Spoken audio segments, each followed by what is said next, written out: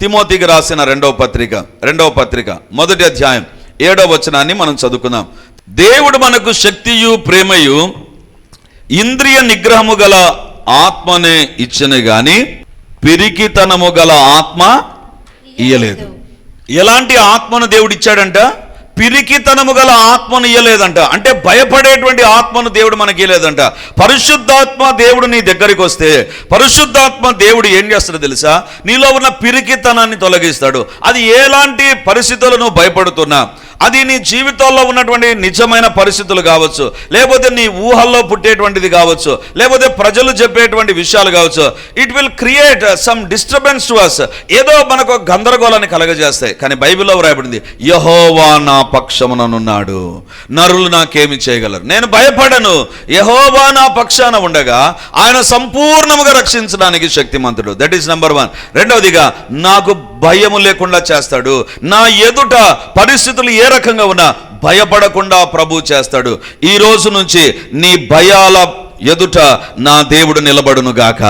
మన ఒక్కొక్కరి భయముల ఎదుట దేవుడు నిలబడి, ఐఎమ్ హియర్. దేవుడిని భయము చూస్తే భయానికి భయం కలుగుతుందండి.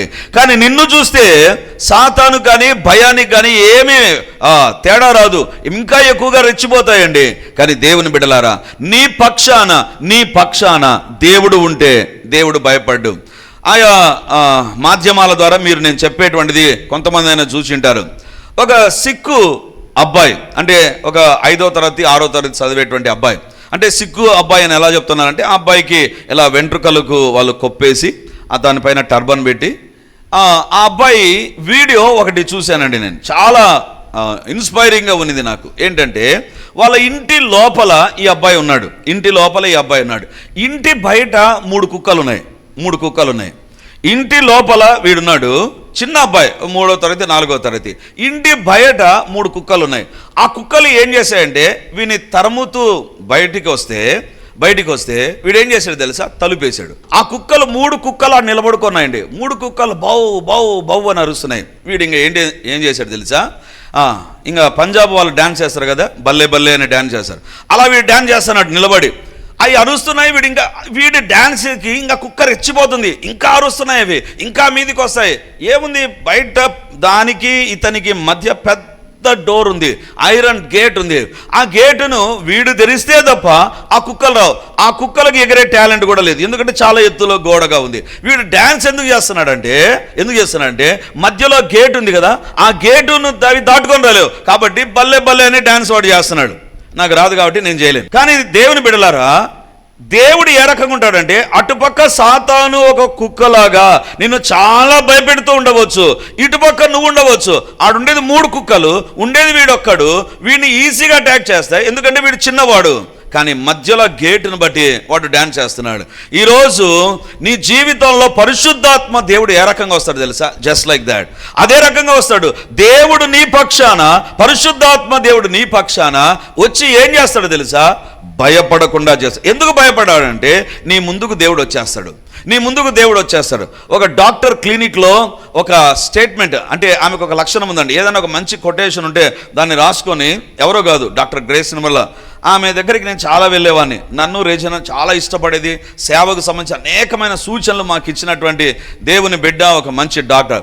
ఆమె దగ్గరికి ఎప్పుడు వెళ్ళినా ఆమె ప్రక్కన ఒక బోర్డు ఉంటుంది. ఆమె దగ్గరికి వెళ్ళిన వారు చూసే ఉంటారు. ఆమె ఏం చేస్తుందంటే, ఎక్కడైనా ఒక మంచి కొటేషన్స్ కానీ ఏదైనా ఒక మంచి మెసేజ్ పాయింట్ కానీ ఉంటే దాన్ని రాసి అది ఏం చేస్తుంది తెలుసా? ఆమె అక్కడ నోటీస్ బోర్డులో ఫిక్స్ చేస్తుంది. సో ఖచ్చితంగా ఆమె హాస్పిటల్కి వెళ్ళినప్పుడు నేను దాన్ని చూస్తా, ఏదైనా ఒక ప్రత్యేకమైనది ఉంటుంది కదా అని. అప్పుడు అక్కడ ఒకటి రాసిందండి ఆమె.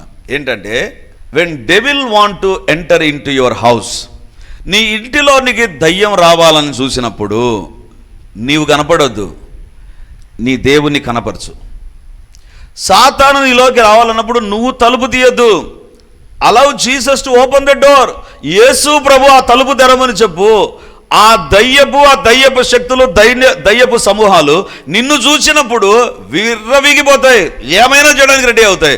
కానీ దేవుని చూసాయా, అవి దాడి చేయడానికి రావు, సాష్టాంగపడ్డానికి వస్తాయి. హల్లెలూయా. నీ పక్షాన దేవుడు ఉంటే భయపడ్డం కాదు, సాతానుకు భయం కలుగుతుంది. దేవుని బిడ్డల, అందుకే దేవుడు అంటాడు, నేను నీ పక్షమున ఉంటాను, నీ పక్షమున కార్యము సఫలము చేస్తాను. దేవుని బిడ్డలారా, ఫస్ట్ బ్లెస్సింగ్ ఏంటి తెలుసా? పాపము దాసునిగా చేసేటువంటి పరిస్థితుల్లోంచి సంపూర్ణముగా రక్షించడానికి నీ పక్షాన్ని నిలబడతాడు. రెండవదిగా, నీ జీవితంలో భయం, సాతాను యొక్క బలమైన ఆయుధం భయం. ఈ భయము నుంచి నిన్ను రక్షించడానికి, తప్పించడానికి నీ పక్షాన దేవుడు నిలబడతాడు. మూడవదిగా, బైబిల్లో మనం చూస్తే రోమీయులకు రాసిన పత్రిక 8వ అధ్యాయం 31వ వచనం. Romans chapter 8 verse 31. ఇట్లుండగా ఏమందుము, దేవుడు మన పక్షమున ఉండగా మనకు విరోధి ఎవడు? దేవుడు మన పక్షమున ఉండగా సంపూర్ణముగా రక్షిస్తాడు. దేవుడు మన పక్షాన ఉండగా మనం భయపడము. దేవుడు మన పక్షమున ఉండగా ఏం జరుగుతుందో తెలుసా? మనకు విరోధి ఎవడు? మనకు విరోధి ఎవడు? దేవుని బిడలారా, మనిషికి మనిషి విరోధి ఉండవచ్చు, మనిషికి ఒక వ్యవస్థ విరోధంగా ఉండవచ్చు, మనిషికి ఒక జీవ విరోధంగా ఉండవచ్చు, మనిషికి ఒక అప్పు బాధ విరోధంగా ఉండవచ్చు. బైబిల్లో వ్రాయబడింది, దేవుడు మన పక్షమున నున్న ఎడలా, when God is on your side, దేవుడు నీ పక్షాన ఉంటే నీకు విరోధి ఎవడు? నీకు విరోధి ఎవడు అంటే, దేవుడు నీ పక్షాన ఉంటే శత్రువు ఉండడు. హల్లెలూయా. శత్రువు ఉండడానికి వీల్లేదు. శత్రు యొక్క కార్యాలు జరగవచ్చు, కానీ అవి నీ పైన పని చేయవు. దేవుని బిడ్డలారా, మన ఎదుట ఎప్పుడు సాతాను ఎలాంటి శత్రువుగా కనపడతాడు తెలుసా? ఒక్క మోషే ఎదుట, అంటే లక్షల మంది ఉన్నారు, అందరూ మోషేకు వ్యతిరేకమైన వాళ్ళే. ఎవ్వరు కూడా మోషేను నువ్వు మా నాయకునివి, నీకు జై అని చెప్పేవాళ్ళు కాదు. ఏమన్నా మాట్లాడారు రాళ్ళు ఎత్తుకుంటారు. ఈ కాలంలో ఉండేటువంటి నాయకత్వాన్ని జెండాలు మోసి వాళ్ళు కింద మీద పడి వాళ్ళు నాయకత్వం కోసం పనిచేస్తే, మోషే నాయకత్వం ఎలాంటిది తెలుసా? మోషే మీదికి జెండాలు కాదు, మోషే మీదికి రాళ్ళు ఎత్తుకునే వాళ్ళు, మోషేను సనిగేటువంటి వారు, గొనిగేటువంటి వారు లక్షల మంది మోషేకు తన వాళ్ళే శత్రువులుగా ఉన్నారు.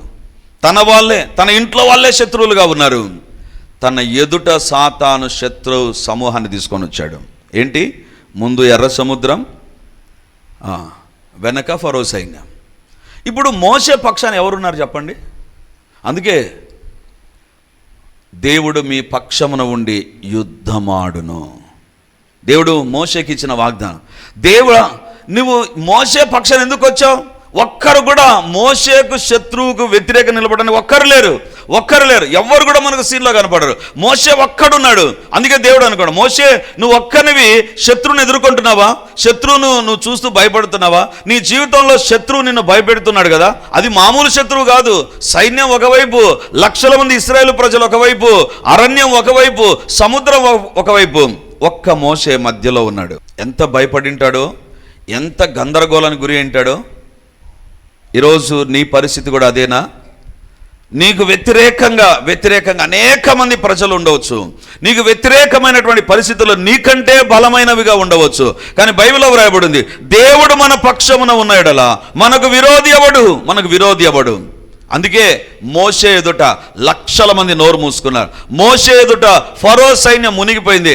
మోషే ఎదుట ఆ యొక్క ఎర్ర సముద్రం చీలిపోయింది. మోషే ఎదుట అరణ్యములో దేవుడు అద్భుతాలు చేశాడు. ఎందుకు? మోషే పక్షమున దేవుడు ఉన్నాడు. నీ పక్షాన దేవుడుంటే నీకు విరోధి ఏ రూపంలో వచ్చినా కూడా దేవుడు హ్యాండిల్ చేయగలడు. కానీ మనిషి ఏ రకంగా హ్యాండిల్ చేస్తాడో తెలుసా? నీకు ఏదైనా వచ్చిందా మనిషి రూపంలో అయితే మనిషి వస్తాడు. ఒకవేళ అది ఒక వైరస్ అయింది అనుకుందాం, ఇంక రామ్ మనం ఎందుకు, అమ్మో మాకొస్తే ఎట్లా అనేటువంటి తలంపు ఉంటుంది. అందుకే దేవుడు అంటున్నాడు, దేవుడు మన పక్షమున ఉన్న ఎడల మనకు విరోధి ఎవడు? ఇంకో ట్రాన్స్లేషన్ ఏమని ఉంటుంది తెలుసా? దేవుడు మన పక్షాన ఉండగా విరోధి ఏ రూపంలో వచ్చినా ఏం చేయగలడు? ఏ రూపంలో వచ్చినా ఏం చేయగలడు? ఎందుకు తెలుసా? సాతాను ఒకే రూపంలో ఎప్పుడు రాడు. సాతాను వివిధ యాంగిల్స్లో, వివిధ విధానాల్లో మన దగ్గరికి వస్తాడు. బైబిల్లో వ్రాయబడింది, దేవుడు మన పక్షమున ఉన్న ఎడల మనకు విరోధి ఎవడు? దేవుడు మన పక్షాన ఉన్న ఎడల. ఎవరి మాట రాస్తున్నారు? అపోస్తలుడైన పౌలుకు దేవుడు పెట్టిన పరిచర్య ఏంటి తెలుసా? ఇతర ప్రాంతాలు అన్యజనుల దగ్గరికి వెళ్ళి నువ్వు పరిచర్య జరిగించు. అన్యజనులు తెలియదు, అన్యజనుల దగ్గర ఉన్నటువంటి పరిస్థితులు వేరుగా ఉన్నాయి. అన్యజనులు దేవుని అస్సలు నమ్మరు, వాళ్ళకంటూ వాళ్ళ దేవుళ్ళు దేవతలు ఉన్నారు. వాళ్ళ దగ్గరికి వెళ్ళి పరిచర్య జరిగించాలి. ఇట్స్ నాట్ దాట్ ఈజీ, అంత సులువైంది కాదు. కానీ దేవుడు పౌలును అప్రతిహతంగా ముందుకు నడిపించాడు. ఏ అడ్డంకు ఆటంకం ఉన్నప్పటికీ కూడా పౌలు తన పరిచర్యను సంపూర్తిగా జరిగించాడు. ఎలా జరిగించాడు తెలుసా? పౌలు అంటాడు, నా పరుగును కడముట్టించి తిని, నా పరుగును కడముట్టించి. దేవుడు నా ఎదుట ఏ రేసు ఉంచాడో ఆ రేసులో ఎవ్వరూ నాకు అడ్డుగా వచ్చినా కూడా వాళ్ళందరినీ దేవుడు తొలగిస్తూ పోయాడు. నా రేసును నేను సాఫీగా ముగించగలిగాను. దేవుని వాక్యం వింటున్నటువంటి దేవుని బిడ్డ, నీకు వ్యతిరేకంగా శత్రువులు ఉండవచ్చు. అది నీ బంధువులే కావచ్చు, అది నీ ఇంట్లో ఉండే వాళ్ళే కావచ్చు. Whoever they may be, whatever they may be their situation or position, వాళ్ళ స్థాయి ఏదైనా కావచ్చు, అది సేవలో కావచ్చు, ఇంకెక్కడైనా కావచ్చు. దేవుడు మన పక్షమున ఉండగా మనకు విరోధి ఎవడు? విరోధి ఎవడు? దేవుడు మన పక్షాన ఉంటే ఎంత పెద్ద శత్రువైనా మన ఎదుట నుండి తొలగిపోవాల్సిందే. హల్లెలూయా. నాకై నేను నిలబడితే శత్రువు ఏమైనా చేస్తాడు. నా పక్షమున దేవుడు నిలబడితే, నా పక్షాన దేవుడు ఉంటే, నా ప్రక్కన దేవుడు ఉంటే, నా కొరకు దేవుడు ఉంటే, ఎంతమంది శత్రువులైనా వారు వచ్చిన దారిలోనే తిరిగి వెళ్ళిపోదురుగాక. ఆమేన్. దేవుని బిడ్డలారా, దేవుడు మన పక్షమున ఉంటాడు. ఎందుకోసం? బైబిల్లో వ్రాయబడింది, మనకు విరోధి ఎవడు. 4వ ఆశీర్వాదం, యెషయా గ్రంథం 26వ అధ్యాయం. యెషయా గ్రంథం 26వ అధ్యాయం 12వ వచనం. యెహోవా, నీవు మాకు సమాధానము స్థిరపరచుదువు, నిజముగా నీవు మా పక్షమున నుండి మా పనులన్నిటినీ సఫలపరచుదువు. యెహోవా, నిజముగా నీవు మా పక్షమున ఉండి మా పనులన్నిటినీ దేన్ని సఫలపరుస్తాడంట? పనులన్నిటినీ సఫలపరుస్తాడంట. ఎందుకు? నీ పక్షమున ఉండి నీ పనులన్నిటినీ సఫలపరుస్తాడు. దేవుని బిడ్డలారా, ఆయా సందర్భాల్లో కొన్ని నిర్మాణాలు మనం చూస్తాం, లేదా ప్రాజెక్టులు మనం చూస్తాం, మధ్యలో ఆగిపోయింటాయి. ఎందుకు? కార్యం సఫలం కాలేదు, ఆ ప్రాజెక్ట్ కంప్లీట్ కాలేదు.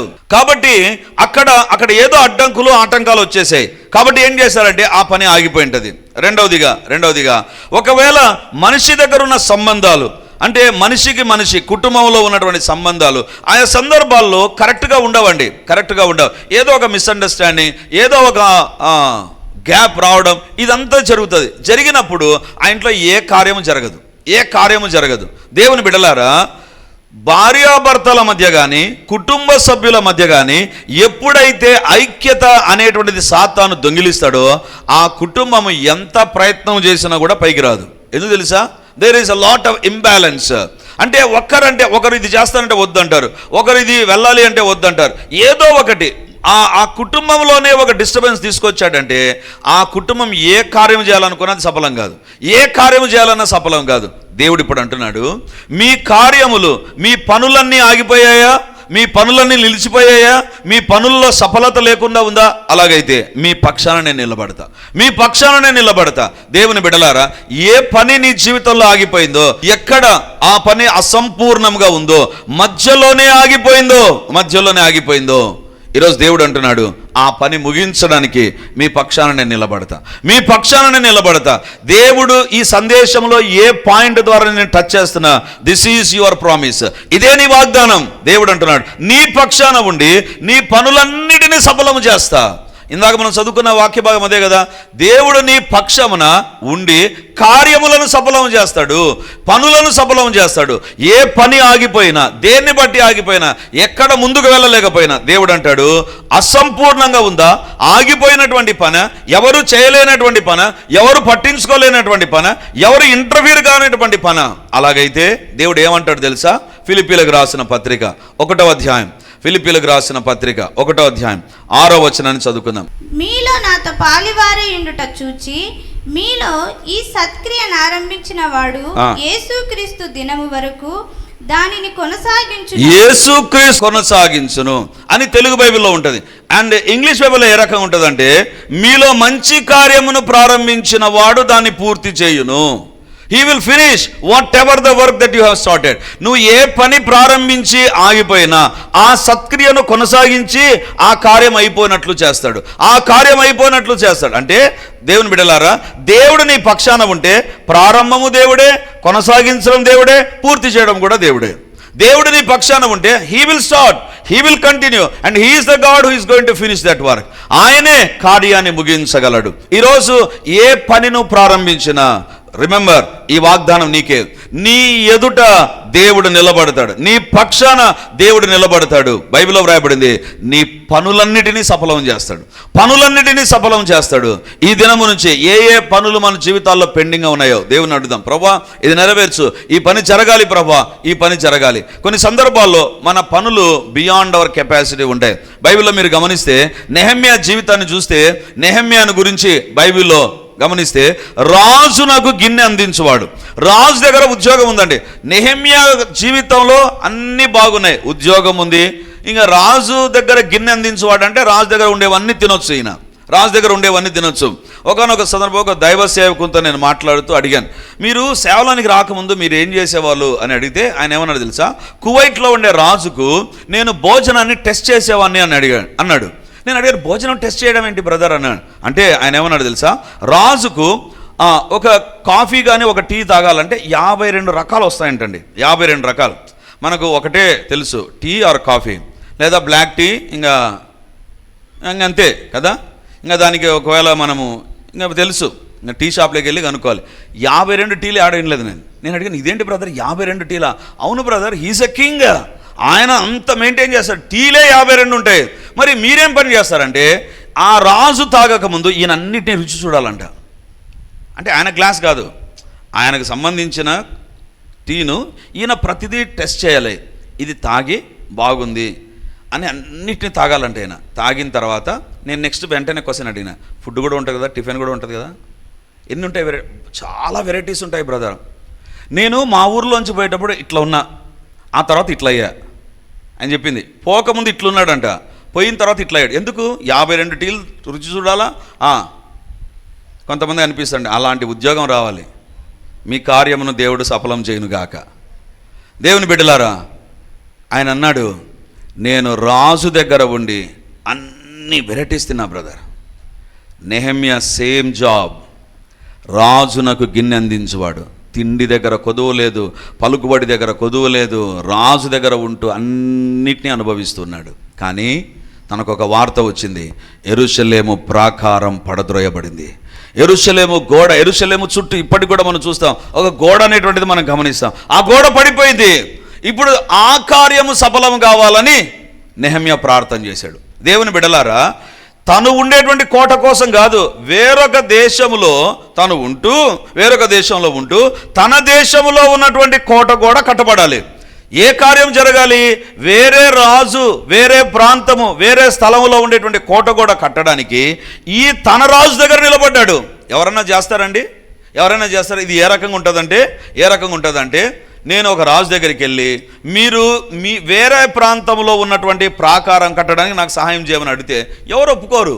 కానీ అలాంటి కార్యాన్ని దేవుడు నెహెమ్యా కొరకు నెరవేర్చాడు. బైబిల్లో రాయబడింది, 52 రోజుల్లో యెరూషలేము చుట్టూ ప్రాకారాన్ని నిర్మించాడు. హల్లెలూయా! నీ కార్యము సఫలము చేస్తాడు దేవుడు. బైబిల్లో రాయబడింది, నెహెమ్యా ప్రారంభించినప్పుడు ఏ రకం తెలుసా? It was a joke. అందరూ నవ్వడం ప్రారంభించారు, హేళన చేశారు, ఎగతాళి చేశారు. నెహెమ్యా, ఏంటి నెహెమ్యా, ఏం చూస్తున్నావు? ఆడ మొండిగోడలు ఉన్నాయి, ప్రాకారం పడిపోయింది, చెత్త కుప్పలు కుప్పలుగా ఉంది, భయంకరమైన పరిస్థితులు. ఈ ప్రాకారం ఎప్పుడు కట్టబడుతుంది నెహెమ్యా? ఎప్పుడు కట్టబడుతుంది? కానీ నెహెమ్యా ఏమి నమ్మాడు తెలుసా? నా పనులన్నిటినీ సఫలం చేస్తాడు దేవుడు నా పక్షాన ఉంటే. అందుకే నెహెమ్యా ఆ అన్నము నీళ్లు మానేసి దేవుని దగ్గర ఉపవాసం ఉండి ప్రార్థన చేయడం ప్రారంభిస్తే 52 డేస్లో వేరొక రాజు వేరొక ప్రాంతంలో ఉన్న గోడను నిర్మించడానికి సహాయం చేశాడు. తన ప్రాంతంలో ఉన్న పనులకే కష్టం, వేరొక ప్రాంతంలో ఉన్నటువంటి పనులకు ఈయన సహాయం చేయడం ఏంటి? నీ పక్షాన దేవుడుంటే నీ కార్యములన్నీ సఫలమవుతాయి. హల్లెలూయా, హల్లెలూయా. అసంపూర్ణమైన కార్యాల, ఆగిపోయిన కార్యాల, ఎవరు చేయలేని కార్యాల, వరీ నాట్. ఈరోజు దేవుడు మనకిచ్చిన వాగ్దానం, ఆయన నీ పక్షాన ఉంటే, బైబిల్లో వ్రాయబడింది, నువ్వు మా పక్షము నుండి మా పనులన్నిటినీ సఫలపరచుదువు. నీవు మా పక్షాన ఉండి పనులన్నిటినీ సఫలపరచుదువు. వాక్యాన్ని వింటున్న దేవుని బిడ్డలారా, నీ పక్షాన దేవుడున్నాడా? అదే నా యొక్క చివరి పాయింట్. నీ పక్షాన దేవుడున్నాడా? నీ పక్షాన దేవుడు ఉండాలి అంటే గుర్తుంచుకో, నీ జీవితంలో దేవుని పక్షాన ఉండడానికి నువ్వు సిద్ధంగా ఉండు. దేవుడు అంటాడు, నా పక్షము లేనివాడు నాకు విరోధి, నా పక్షమున లేనివాడు నాకు విరోధి. వాక్యాన్ని వింటున్నటువంటి దేవుని బిడ్డలారా, దేవుని పక్షాన నిలబడు. ఆయన పరిశుద్ధుడు, నువ్వు పరిశుద్ధునిగా ఉండు. ఆయన అసాధ్యమైన వాటిని సుసాధ్యం చేస్తాడు. కాబట్టి విశ్వాసముతో ఆయన పక్షాన ఉండు, నమ్ముతూ ఆయన పక్షాన ఉండు. దేవుని పక్షాన ఉండడం అంటే ఆయనను సంపూర్తిగా నమ్మి నీవు పరిశుద్ధంగా జీవిస్తూ ఉంటే నువ్వు దేవుని పక్షాన ఉంటావు. దేవుని పక్షాన ఉంటావు. దేవుని పక్షాన ఉంటే దేవుడు నీ పక్షాన ఉండి కార్యాన్ని సఫలం చేస్తాడు. దేవుడు నీ పక్షాన ఉండి నీ జీవితంలో ఎలాంటి పరిస్థితుల్లోనైనా ఆయన సహాయం చేయగలడు. దేవుని బిడ్డలారా, మన మూల భాగంలోనికి వద్దాం. ఇప్పుడు 138వ కీర్తన 8వ వచనం. 138వ కీర్తన 8వ వచనం. యెహోవా నా పక్షమున కార్యము సఫలము చేయును, యెహోవా నీ కృప నిరంతరముండును, నీ చేతి కార్యములను విడిచిపెట్టకుము. యెహోవా నా పక్షమున కార్యము సఫలము చేయును. దేవుడు నా పక్షాన ఉంటే కార్యం సఫలమవుతుంది. ఎందుకు సఫలమవుతుందంటే నీ కృప నిరంతరముండును. దేవుని కృప నిరంతరం ఉంటుంది కాబట్టి నీ జీవితంలో నీ పక్షాన దేవుడు ఏ కార్యమైనా చేస్తాడు. దేవుని కృప నిరంతరం ఉంటుంది. కృపకు ఉండేటువంటి లక్షణం ఏంటి తెలుసా? నేను అయోగ్యుణ్ణి కానీ నన్ను యోగ్యునిగా చేస్తుంది. నా చేత కాదు కానీ దేవుడు చేస్తాడు. నా వల్ల కాదు దేవుడు చేస్తాడు. నా పక్షాన ఎవరు లేరు, నాకు అందరూ భయం పెట్టేటువంటి వారే, కానీ దేవుడు ఏం చేస్తాడు తెలుసా? ఆయన కృపను బట్టి ఆ కృప నిరంతరం ఉంటుంది. అందుకే పౌలు అంటాడు కదా, నేనేమై ఉన్నాను కేవలము అది ఆయన కృప. దేవుని కృప నిరంతరం ఉంటుంది. కాబట్టి నీ పక్షాన దేవుడు ఉంటే ప్రతి కార్యం సఫలమవుతుంది. దేవుడు అంటున్నాడు, తర్వాత లైన్ చూడండి, నీ చేతి కార్యములను విడిచి. ఏంటి చేతి కార్యం అంటే ఏంటి? నీ చేతి కార్యం విడిచిపెట్టద్దు ప్రభు అంటున్నాడు. చేతి కార్యం అంటే ఏంటి? నా తల్లి గర్భమందు నన్ను నిర్మించిన వాడవు నీవే. నీ చేతి పని నేనే ప్రభువా, నన్ను విడిచిపెట్టద్దు. దేవుని బిడ్డలారా, దేవా నువ్వు నన్ను కలుగజేసావు ప్రభువా, నువ్వు నా కోసం ప్రాణం ఇచ్చావు, నన్ను విడిచిపెట్టక నా పక్షాన కార్యాలు జరిగించు. నీ పక్షాన నిలబడడానికి ఎవ్వరు ఉండకపోవచ్చు. ఈ లోకం అలాంటిదే. అవసరమైనప్పుడు అందరు ఉంటారు. నీ జీవితంలో నీవు అనవసరం అనుకున్నప్పుడు అందరూ నీకు దూరం అయిపోతారు. కానీ బైబిల్లో వ్రాయబడింది, నిన్ను విడువను, నిన్ను ఎడబాయను. నీ పక్షాన ఉంటా. నీ చేతి కార్యములను విడిచిపెట్టకు ప్రభువా. నీ చేతి కార్యం నేను. నన్ను తయారు చేసావు, నా కోసం ప్రాణం పెట్టావు. నేను నీ చేతి కార్యాన్ని, నన్ను విడిచిపెట్టదు ప్రభువా, నా పక్షాన ఉండు. దేవుడు ఈరోజు మనతో మాట్లాడుతుండగా దేవుని సన్నిధిలో మనం ప్రార్థన చేద్దాం. ప్రభువా, నీ కార్యము జరగాలి అంటే నా పక్షాన నువ్వు ఉండాలి. నీ గొప్ప కార్యాలైన ప్రభు చేయడానికి సామర్థ్యం కలిగినటువంటి దేవుడు. ఆయన నీ పక్షాన ఉండగా సంపూర్ణముగా రక్షిస్తాడు. ఆయన నీ పక్షాన ఉండగా భయాన్ని తొలగిస్తాడు.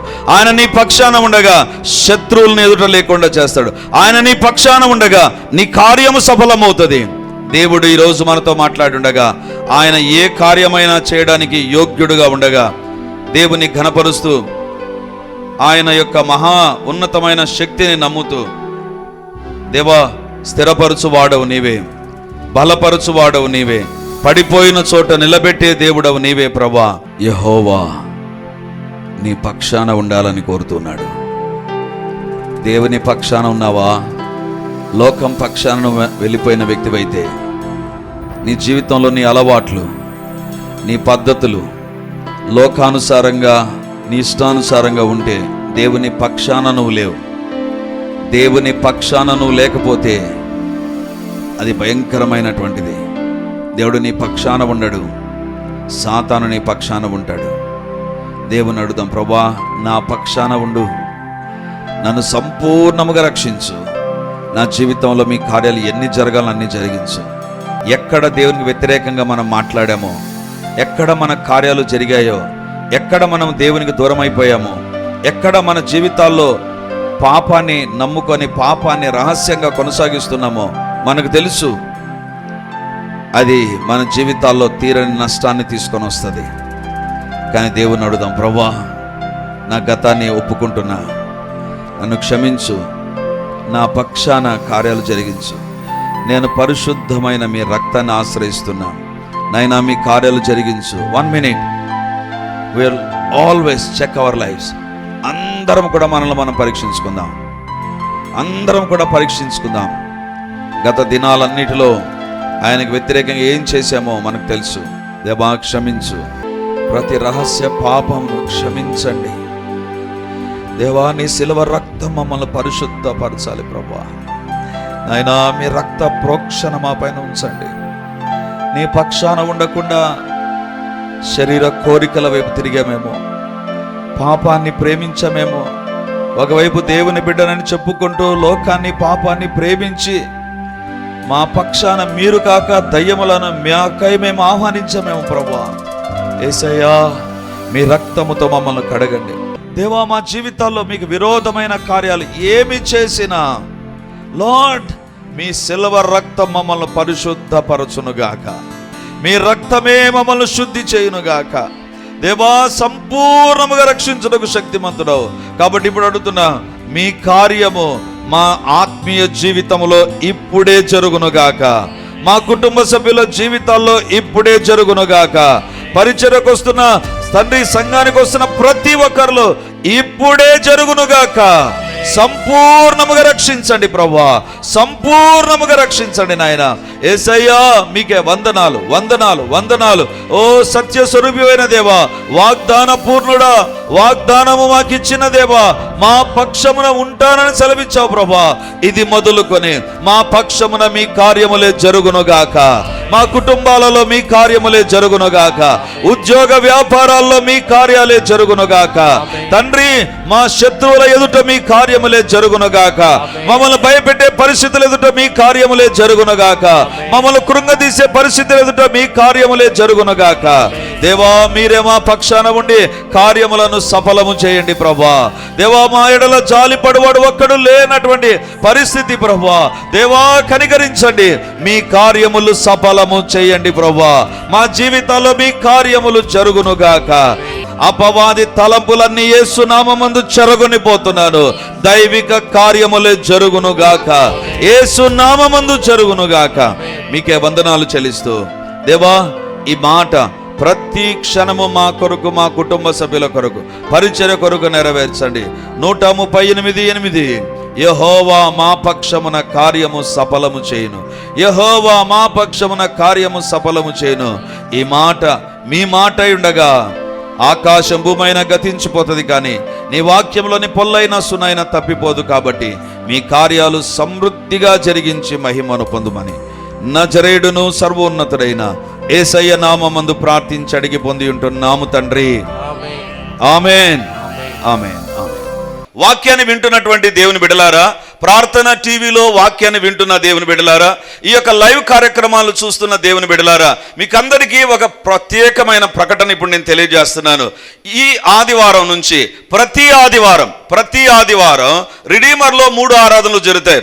మొదటి ఆరాధన 8 గంటలకు, రెండవ ఆరాధన 10:30కు, మూడవ ఆరాధన సాయంత్రం 7 గంటలకు. సో ఈ 3 ఆరాధనలు ఇక ప్రతి ఆదివారం ఒక్కొక్క సర్వీసులో ఒక్కొక్క దేవుని నామాన్ని మనం ధ్యానం చేయబోతున్నాం. వేల కొలది దేవుని నామాలను గురించి మనము చూస్తాం బైబిల్లో. కాబట్టి దేవుని బిడలమైతే మనం ఎల్లప్పుడూ దేవుని నామాన్ని స్మరిస్తూ ఉండాలి, ఎల్లప్పుడూ దేవుని నామాన్ని స్మరిస్తూ ఉండాలి. సో కాబట్టి ఈ యొక్క వాక్యాన్ని ఆధారం చేసుకొని ప్రతి ఆదివారం 3 ఆరాధనలు దేవునికి సంబంధించిన వివిధ నామాలు, దైవ నామ ధ్యానాలు అనేటువంటిది మనం కలిగి ఉండబోతున్నాం.